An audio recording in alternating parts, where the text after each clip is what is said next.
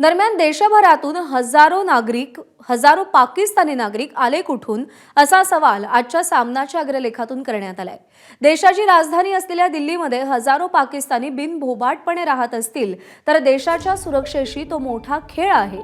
मुळात पाकिस्तानसारख्या शत्रू राष्ट्रातील हजारो लोक बेकायदेशीरपणे हिंदुस्थानच्या कानाकोपऱ्यात जाऊन बिऱ्हाडत थाटतातच कशी असा सवाल उपस्थित करत मोदी सरकारवर निशाणा साधलाय। तर पाकिस्तान्यांच्या आकड्याच्या तफावतीवरून शिंदे फडणवीसांवरही आगपाखड करण्यात आली आहे।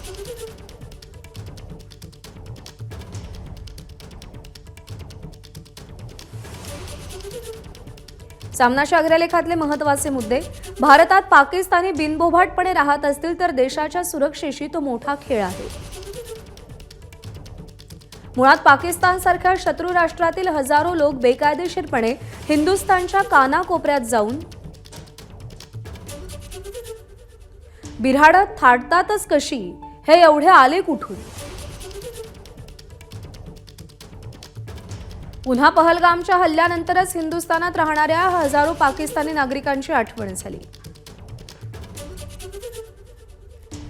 सरकारला ही आठवण कशी झाली, सरकारकडे याचं काय उत्तर आहे। पहलगामच्या दहशतवादी हल्ल्यानंतर केंद्र सरकार भांबावल्यासारखं वागतंय। जिथे वर्षानुवर्ष भाजपची सत्ता आहे तिथेच सर्वाधिक पाकिस्तानी सापडतात। संवेदनशील गोष्टीत सरकारमध्येच एकवाक्यता नसेल तर कसं चालेल। मुख्यमंत्री उपमुख्यमंत्री परस्पर विरोधी माहिती देत असतील तर जनतेने विश्वास तरी कुणावर ठेवायचा।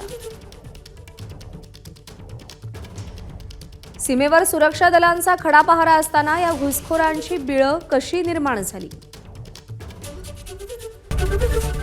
एबीपी माझा, उघडा डोळे बघा नीट।